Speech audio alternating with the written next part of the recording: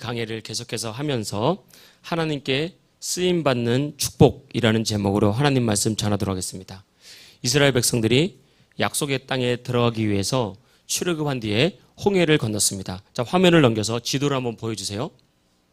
네, 이렇게 잘 안 보이죠? 홍해를 건너서 제일 먼저 도착한 땅이 수르강야, 제일 위에 동그라미 있죠? 수르강야에 도착했을 때, 자, 홍해를 건넌 뒤에 3일을 갔는데 먹을 물이 이제 없었죠. 거기가 이제 수르강야였습니다. 그곳에서 이제 마라를 만나게 되는데, 이제 마라에 이제 밑에 가니까 수르강야에서 쭉 가서 마라에 도착했는데 먹을 물이 없었을 때 하나님께서 능력으로 마라의 쓴물을 단물로 바꾸어 주셨습니다.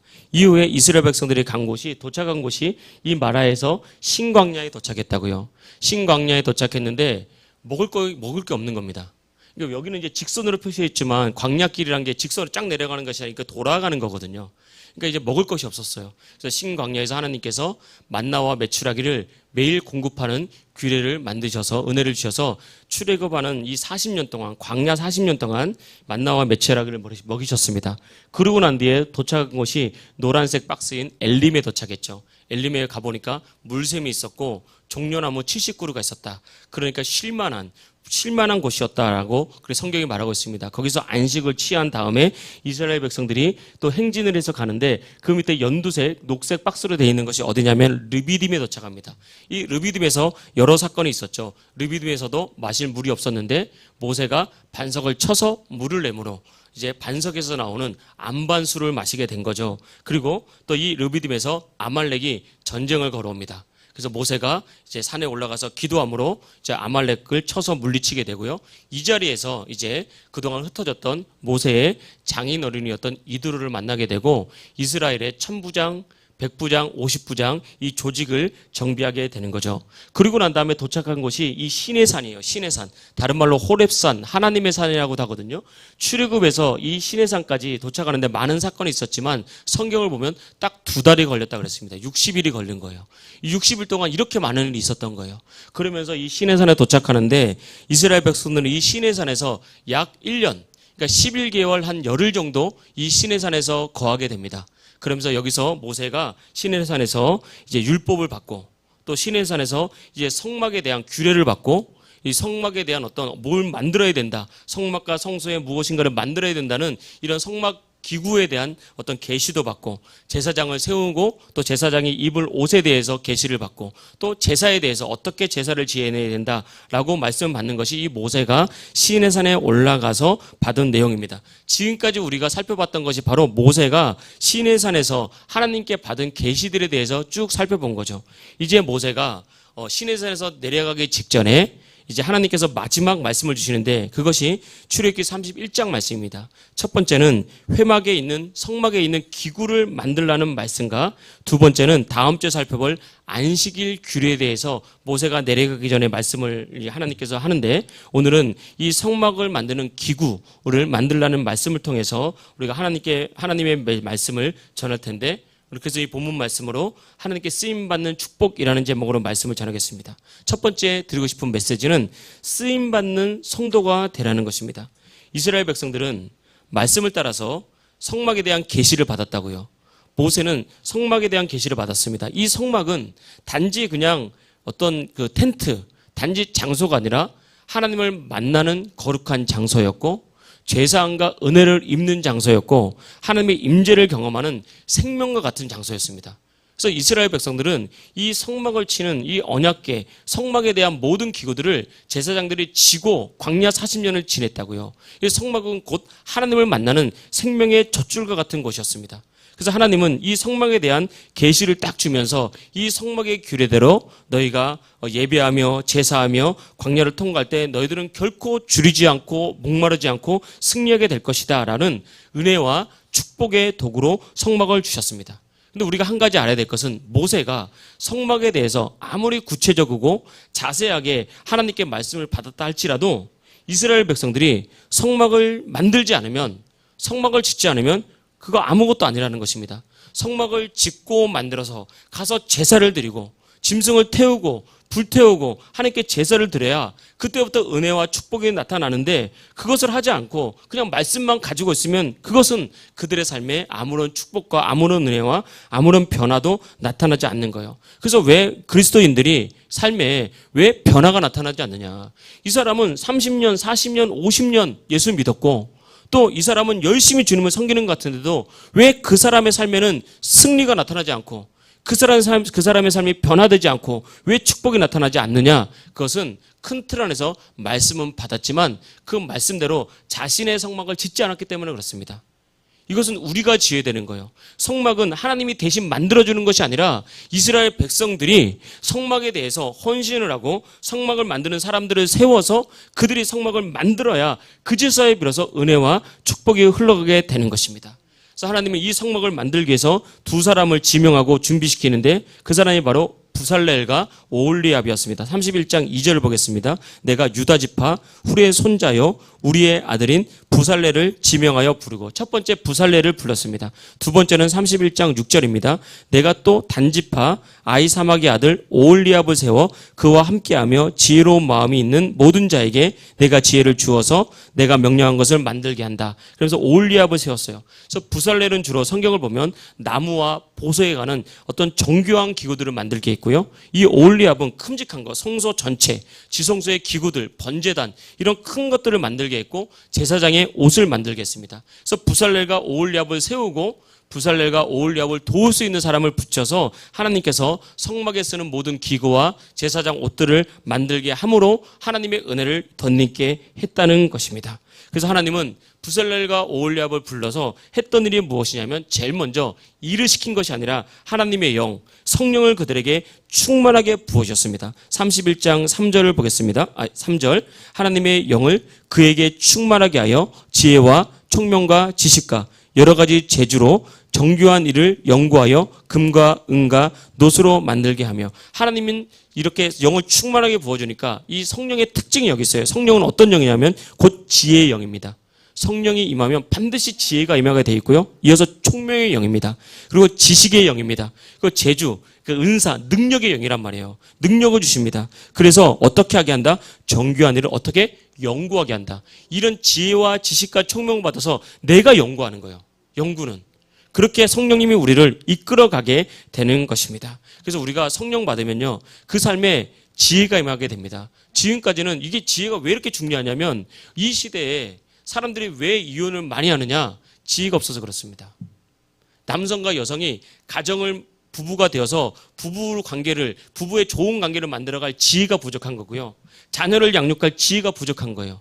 그래서 우리가 문제를 이겨낼 지혜가 없기 때문에 그렇게 상처받고 아파하면서 큰 문제 가운데 많은 사람들이 너무 극심한 상처 가운데 이혼을 하게 되는 거예요. 요즘에 그런 재밌는 얘기가 있더라고요. 요즘에 가정에 이제 문제 프로그램을 치유하는 그런 많은 프로그램들이 있잖아요. 그 프로그램들을 보면 나도 정말 힘들다고 생각했는데 저런 가정이 있구나. 그래서 이혼율이 줄었대요. 너무 힘들게 사는 가정, 정말 막 이해할 수 없는 남편, 이해할 수 없는 아내, 이해할 수 없는 자녀들이 막 문제를 일으키는 그런 프로그램을 보면서 그래도 우리 가정이 낫구나. 그래도 우리는 나름대로 잘 살아가고 있구나. 그래서 이혼율이 줄었대요. 이것도 어찌 보면 은혜일 수도 있겠죠. 그런데 하나님께서 우리가 성령 충만 받잖아요. 그럼 지혜가 임합니다. 내가 막 과거에는 당신이 문제야, 네가 문제야, 니네가 문제야, 환경이 문제야 이러다가 하나님 지혜가 임하면 무엇이 문제인지 하나님께서 깨닫게 해주시고 알게 해주세요. 아, 내가 말씀대로 가야 되는구나. 그래서 여러분 성령 받으면 가정이 세워집니다. 깨진 가정이 세워지고, 성령 받으면 상처가 치유돼야, 그래야 하나님께 쓰임 받습니다. 우리가 상처가 치유되지 않고 어둠의 영이 우리를 딱 붙잡고 있으면 쓰임 받지 못하게 되는 거예요. 두 번째 성경을 보니까 성령이 임하면 총명의 영과 지식의 영이 임한다고 그랬어요. 대표적인 인물이 다니엘이었어요. 다니엘이 이렇게 하나님의 영에 충만했잖아요. 다니엘은 바벨론의 포로였지만, 비록 그 청년이었지만 그는 하나님의 영이 충만하니까 하나님께서 총명과 지식을 부어주잖아요. 그러니까 바벨론 제국의 전 지혜자들보다 더 탁월했다고 그랬습니다. 이것이 하나님의 영입니다. 하나님의 영이 임하면 이런 놀라운 역사가 나타나는 거예요. 감리교회 원정수 권사님이라는 분이 계세요. 그분이 한국 최초로 이제 미국 암학회 정회원이 되고 미국 암학회에서 암센터에서 이렇게 일을 했던 분이십니다. 이분이 이제 서울대 의대를 나오고 이제 유학을 가서 그렇게 됐는데 이분이 얼마나 가난했냐면 먹을 것이 없어서 길을 가다가 쓰러질 정도로 가난했다고 합니다. 근데 어머니도 그렇게 가난한데 어머니는 늘 그렇게 힘들게 살면서 새벽 기도를 빠지지 않았대요. 정말 잔인해서. 근데 이 원정수 권사님이 얼마나 훌륭한 분이냐면 그 어머니의 기도를 보면서 대부분 어머니가 그렇게 열정적이고 그러면 거기에 눌리거든요. 근데 원정수 권사님 그런 분이 아니었어요. 하나님한테 생명이 있다는 것을 이미 알고 성령 받은 분이었어요. 우리가 성령 받으면요, 부모님이 교회 가자! 교회 가야 돼! 그러면 나를 억지로 끌고 가는 것이 아니라 나를 살린다는 걸 알게 돼요. 그래서 이 원정수 권사님도 그렇게 새벽 기도를 다니면서 그렇게 힘든데도 공부를 하는데 하나님의 은혜로 서울대를 갔는데 돈도 없죠. 책도 못 사죠. 공부할 길이 없다는 거예요. 공부할 길이. 그리고 남이 쓰던 책을 그렇게 얻어가지고 겨우 쓰고 이렇게 신앙생활을 하기 시작했는데 하나님께 기도를 했대. 하나님, 나에게 지혜를 주십시오. 내가 공부를 너무 하고 싶은데 정말 공부할 길이 없습니다. 나는 책도 못 사고 능력도 없고 너무 가난해서 일도 해야 돼서 공부할 시간조차 없습니다. 지혜 주십시오라고 했는데 이 유튜브에 쳐보면 원정수 권사님 간증이 나올 거예요. 그럼 그 하나님께서 딱 지혜와 총명과 지식의 영을 딱 부어주시는데 그때부터 이분이 열심히 공부했겠죠. 연구는 내가 하는 겁니다. 자기가 해야 될 일을 열심히 했겠죠. 그때부터 딱 공부를 하면 그게 사진 찍듯이 뇌에 딱 박히는 거예요. 그래서 문제를 딱 풀고 공부를 딱 하면 공부를 한 것이 딱 머릿속에서 상상력을 딱 통해서 딱 뜨면 그것이 어느 책 몇 페이지에 나온지까지 하나님께서 딱 알려주더라는 겁니다. 그래서 모든 사람에게 똑같이 역사하는 것은 아니지만 지혜와 지식과 총명이 부어지면 놀라운 탁월한 능력이 거기에 임하는 거예요. 그래서 여러분 바로 이것이 우리가 가야 될 길입니다. 인생이라는 것은 끊임이 없습니다. 고등학교, 중고등학교 다닐 때는요, 좋은 대학 가면 해결될 것 같지만 좋은 대학 가보십시오. 더 큰 난간이 있다니까요. 그 난간을 넘어서면 더 똑똑한 놈들하고 더 심한 경쟁을 하면서 이겨내야 됩니다. 그래서 끝이 없어요. 내 노력으로 된다고요? 아닙니다. 하나님께서 지식과 총명을 부어주셔야 돼요. 그러면요, 내 뜻대로 지금 안 돼도 그 인생은 반드시 열리게 되어 있습니다.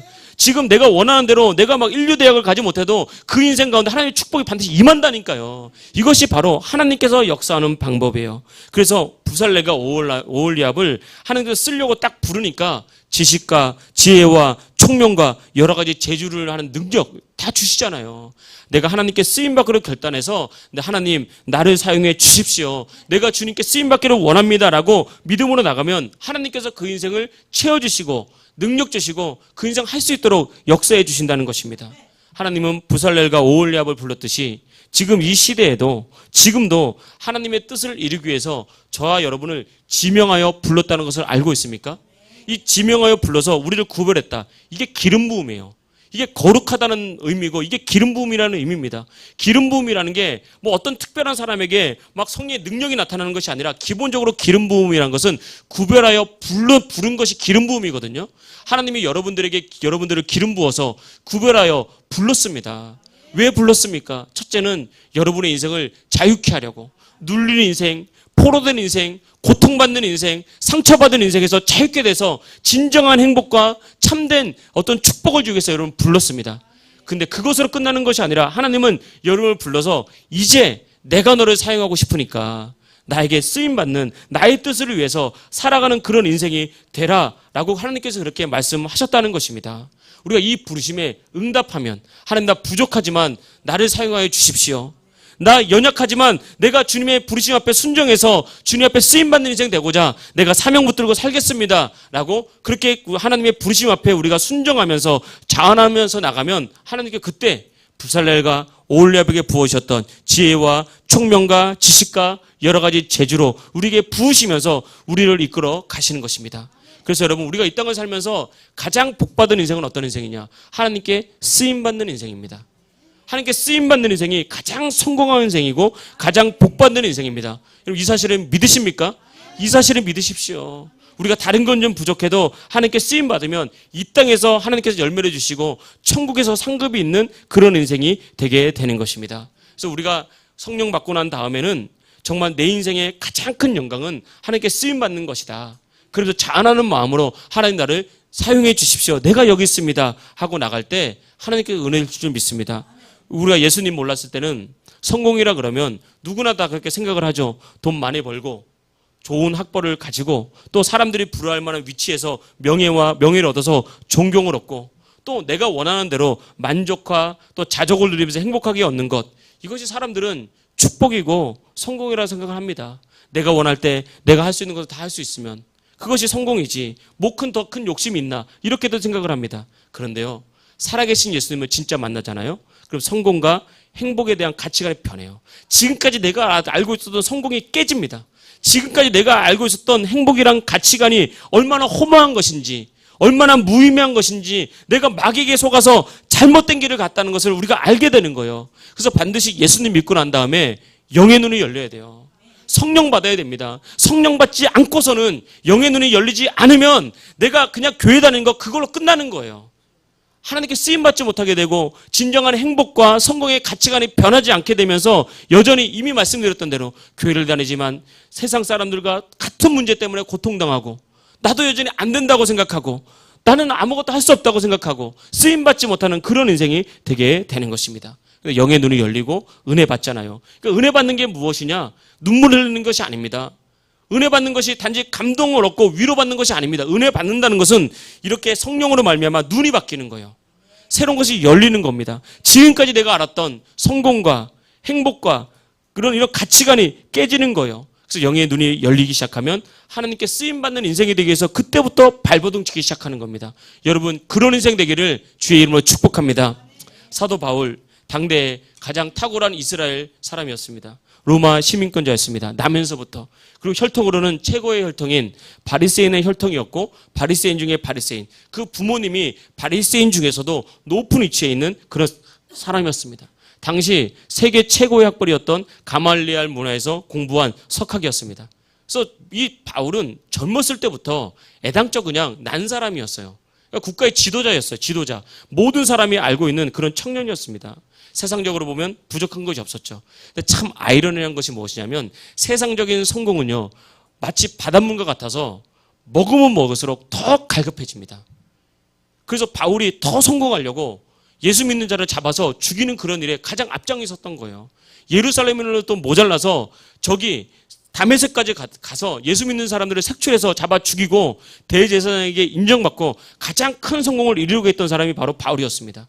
그렇게 다메섹으로 가는 도중에 바울이 부활하신 예수님을 만난 거죠. 부활하신 예수님을 딱 만나니까 이제 눈이 열린 거예요. 이제 진짜를 보게 된 겁니다. 여러분, 진짜를 보게 되기를 축복합니다. 진짜를 보게 돼야 돼요. 진짜를 보니까 바울이 고백하잖아요. 내가 지금까지 나의 성공을 위해서 얻었던 모든 것을 내가 어떻게 배설물로 버린다. 배설물, 똥으로 버린다. 똥으로. 여러분, 똥을 싸놓고 똥 보면서 흐뭇한 사람 누가 있습니까? 그거 다시 주워 먹는 사람이 누가 있어요? 다 버려요. 어떻게든 치워버립니다. 배설물이 뭘 그렇게 여겼다. 그렇게 우리가 눈이 바뀌니까 그렇게 열리는 거예요.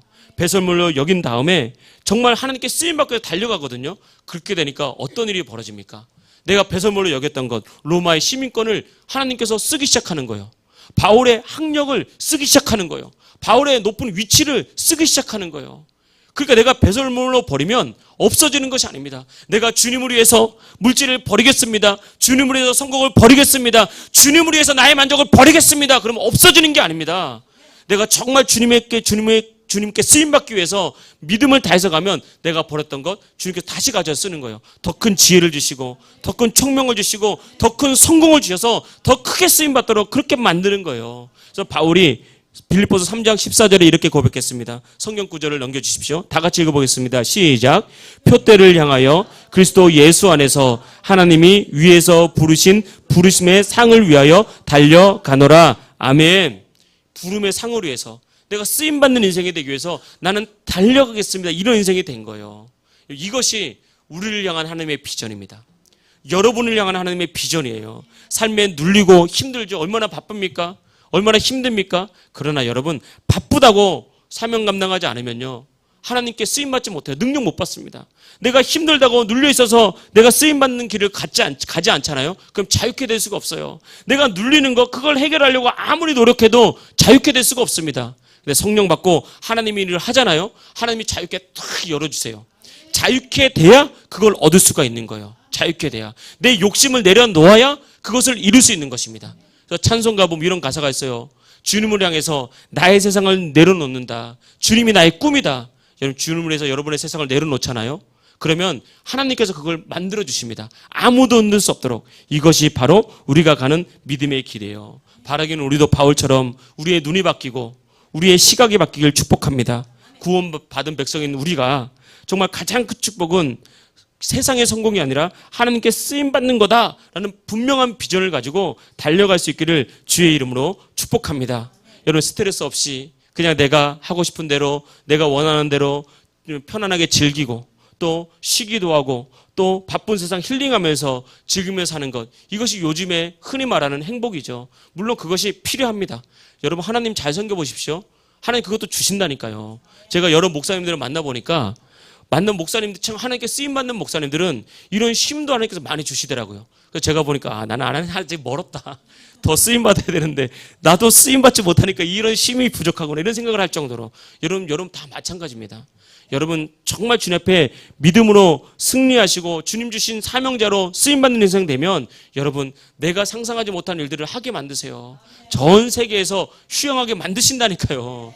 가장 좋은 것을 주십니다. 이런 것이 하나님의 축복이라는 것입니다. 그래서 여러분 세상에 속지 말고 마귀에 속지 마십시오. 때로는 고난이 오고 우리 삶에도 지치고 어려운 일이 있고요. 때로는 물질과 이런 것들 어려움을 당할 때가 있습니다. 그러나 고난이 와도 어려움이 와도 지쳐도 여러분 충성된 인생이 되어서 주님께 쓰임받고 주님을 섬기는 주의 몸된 교회를 세우는 그런 믿음의 사람이 되십시오. 그게 진짜 진정한 축복자이고 진정한 행복을 얻는 가장 지름길임을 믿습니다. 미국에 저도 가보지 못했지만 저도 좋아하는 목사님, 제 존경하는 목사님 중에 미국 LA에 그레이스 커뮤니티 철치라는 곳이 있습니다. 그곳에 존 메가더 목사님이 있거든요. 제가 이분의 책을 정말 좋아해요. 제가 영어가 안 되니까 이분의 설교는 들을 수는 없고 책을 이렇게 여러 권 봤는데 참 성경적으로 책을 참 잘 쓰신다. 제가 존경하는 목사님인데 이분이 지금 85세가 되어서 진작에 은퇴하고 입원하셨습니다. 근데 병상에서 이분이 하셨던 말이 뭐냐면 이제 그만 누워있고 싶다. 내일이라도 당장 다시 강단에서 설교를 말씀을 전하고 싶다. 사람이 인생이 지치거든요. 나중에 한 50대가 넘어가 60대가 넘어가면요 대부분의 사람들이 이제 좀 쉬고 싶다. 이제 좀 편하게 살고 싶다. 그래서 그렇게 사는 사람의 특징이 뭐죠? 이제 서울이나 이 수도권에 집 팔고요. 저 지방의 시골에 내려가서 집 하나 짓고 마당 하나에서 그냥 널널하게 살고 싶은 것이 모든 사람의 소원이에요. 마귀가 속고 있는 거예요. 차라리 그 시간에 그 돈으로 시골에 교회 하나 지으십시오 그냥. 아니면 시골 교회를 선교하면 됩니다. 그게 살리는 길이라니까요. 근데 이 목사님도 그렇게 쉬고 싶을 거 아니에요. 그런데 다시 한번 강단에서 말씀 전하고 싶다. 내가 말씀 전하다가 천국 가고 싶다. 그래서 유명한 남긴 말이 있습니다. 나는 성공하는 것보다 쓰임받는 인생이 되고 싶다. 이걸 영어로 이렇게 표현했더라고요. I don't want to be successful. I want to be useful. 여러분 나는 성공한 사람보다 하나님께 쓰임받는 사람이 되고 싶은 것. 이것이 우리의 비전 되기를 축복합니다. 이런 인생 되길 주의 이름으로 축복합니다. 마지막 드리고 싶은 말씀은 주의 일에 충성하면 열어주신다는 것입니다. 우리가 수요일날 역대하 강해를 하잖아요. 이 남유다의 이렇게 왕들을 살펴보고 있는데 남유다 10번째 왕이었던 우시야 왕에 대해서 지난 수요일날 살펴보았습니다. 이 우시야 왕은 왕이 되고 가장 먼저 중요하게 한 일이 선지자 스게랴를 통해서 말씀을 배우고 그 말씀 안에서 하나님을 찾고 하나님 보시기에 정직한 왕이 되고자 쓰임받기 위해서 말씀대로 살았던 왕이에요. 그때 하나님께서 이 우시야 왕에 대해서 보고 계셨는데 하나님께서 나라를 강성하게 하셨고 여러 나라를 정복하면서 여러 나라에 조공을 받게 하셨고 우시야 왕의 명성이 온 세상에 널리 퍼지도록 만들었습니다. 그 축복에 대해서 성경은 우시야 왕이 기이한 도우심을 얻었다라고 말했고 이 기이한 도우심은 바로 하나님께서 도우신 말도 안 되는 불가능한 도우심을 얻었다라고 성경이 말하고 있는 거예요. 근데 예배 후에 한 집사님이 저에게 간증했습니다. 목사님 그게 바로 제 얘기 같습니다. 내가 부족한데 연약한데 예배드리고 부족하지만 믿음으로 살려고 하니까 하나님이 잘 되게 하시는데 정말 이거 그냥 세상적인 사람 봤으면 이해가 안 되는 그런 일을 내가 경험하고 있습니다. 또 지난번 어떤 분이 감성금을 써냈더라고요. 감성금 제목이 저에게 기도를 불러일으켰어요. 하나님 저는 정말 할 수 없는 사람이고 부족한 사람이었는데 예배를 드리다가 주님 앞에 헌금을 하고 싶은 마음이 들었습니다. 그래서 제가 헌금을 하고 싶은데 정말 내 힘으로 하고 싶어서 내가 일자리를 구해서 헌금을 작정하고 했는데 이제 다 이거 헌금을 내가 작정한 대로 주님께 드리게 했습니다. 드렸습니다. 감사합니다. 나 부족한 날에 쓰시니 감사합니다. 그런 간증을 했더라고요. 충성하면 길을 열어주시는데 그 가정을 말하지 않을까 그 가정을 살펴보면요. 노란 축복을 받았습니다. 과거에는 꿈을 꿀 수 없는 축복을 받았다니까요. 앞으로 더 큰 축복이 열릴 줄 믿습니다. 이게 하나님의 영광으로 해서 여러분 주의 일에 충성하면 반드시 주님께서 열어주십니다. 화면을 넘겨주셔서 마태복음 6장 33절 다 같이 읽어보겠습니다. 시작. 너희는 먼저 그의 나라와 의를 구하라. 그리하면 이 모든 것을 너희에게 더하시리라. 아멘. 그의 나라와 의를 구하라는 것이 무엇입니까? 하나님의 일을 하라는 거예요. 쓰임 받으라는 거예요. 그래야 하면 이 모든 것을 더하시리라. 다시 말하면 열어주겠다. 너의 인생 열어준다. 걱정하지 마. 네가 중요한 거야. 네가. 그러니까 자식의 인생을 열려고 막 몸부림치지 말고 내가 먼저 하나님께 사로잡혀야 된다니까요. 가정을 변화시키려고 내가 먼저 노력하기보다 내가 먼저 성령 충만해야 됩니다. 나는 내가 성령 충만하지 않은데 자식 변화시키려고 하다가 나까지 무너지는 거예요. 나도 아직 성령 받지 못하고 내가 열리지 않고 내가 불붙지 않았는데 내가 가정 살려고 하다가 나도 무너지고 가정도 무너지는 거예요. 나부터 살려야 됩니다. 내가 성령 받고 내가 은혜 받고 내가 주님께 쓰임 받기로 합니다. 하나님의 나라와 의를 위해서 내가 주님 나를 사용해 주십시오. 이렇게 나가면 주님께서 열어주시고 능력 주시고 채워주시고 사람들은 다 안 된다고 하는 그 일을 하나님께 하게 하신다니까요. 다른 사람 다 안 된다고 하는데 내가 하면 돼요. 왜? 하나님 열어주기 때문에 그렇습니다. 아브라함은 본토 친척 아비 집을 떠나라 그랬잖아요. 사실 불가능한 일이에요. 근데 말씀에 딱 붙잡혀가지고 쓰임받기 위해서 떠나잖아요. 그러니까 복의 근원이 됐어요. 어느 정도 복의 근원이 됐습니까? 가축을 길렀는데 가축이 땅이 막 엄청 많았거든요. 가축이 너무 많아서 그 땅도 부족했어요. 그 정도로 보고 있었습니다. 그러니까 감당할 수 없는 상상할 수 없는 축복을 주셨죠. 바울은 아시아 전도를 하다가 하나님께서 마게도냐 틀라 그랬어요. 그래서 그 말씀에 순종해가지고 하나님 내가 어떤 모습으로 하건 주님께 쓰임받는 것이 중요하니까 내 계획 다 포기하고 마게도냐로 내려가겠습니다. 그래서 무작정 내려갔더니 하나님께서 거기서 루디아라는 여성 사업가 큰 패션 사업을 하는 이 옷감 장사를 만나게 했어요. 근데 이 여성 루디아가 대장부였어요. 대장부. 그러니까 자기의 넓은 집을 바울에게 주면서 여기서 쉬고 여기서 말씀을 전하라 그러면서 바울에게 집을 제공하고요. 바울이 마음껏 선교할 수 있도록 바울이 마지막 순교하는 그 순간까지 물질로 넘치도록 후원했어요. 그 다음에 빌립보 감옥에 갇혔잖아요. 갇혔는데 이제 거기서 그 바울이 한 일은 찬송하고 기도했더니 하나님께서 옥문을 열어주시고 간수의 모든 가정을 믿게 하시고 빌립보 교회가 지하 감옥에서 세워지는 놀라운 축복을 주셨다는 것입니다. 복음 위에서 하나님 나를 위해서 쓰임받기를 다짐하고 살면 이렇게 열어주시고 풀어주시고 역사하신다는 사실, 이 사실을 믿으시길 축복합니다. 그래서 우리의 기도가 바뀌어야 됩니다. 하나님 이 문제 좀 해결해 주세요. 너무 힘듭니다. 나는 연약합니다. 나는 안 됩니다. 그게 아니라 하나님 나를 좀 사용해 주십시오. 나 좀 사용해 주세요. 그러면 그 안에서 하나님께서 열어주시는 거예요. 힘들다, 안 된다, 상황이 어렵다. 아닙니다. 기도를 바꾸십시오. 오늘 내가 주님께 드려지지 않으면 내일도 드려질 수 없는 겁니다. 내가 오늘 성령 받지 못하면 내일의 성령도 없는 거예요. 하나님 힘들어도 나를 사용해 주십시오. 쓰임받기 원합니다. 그때 하나님께서 저와 여러분을 사용하실 줄 믿습니다. 그래서 여러분의 눈에 보이는 것들, 여러분 쓰임받기를 주의 이름으로 축복합니다. 마지막 하나가 더 있네요.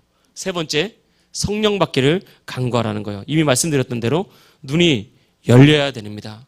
교회는 다니지만 예수님을 믿는다고 하지만 여전히 눈이 열리지 않은 수많은 그리스도인들이 있어요.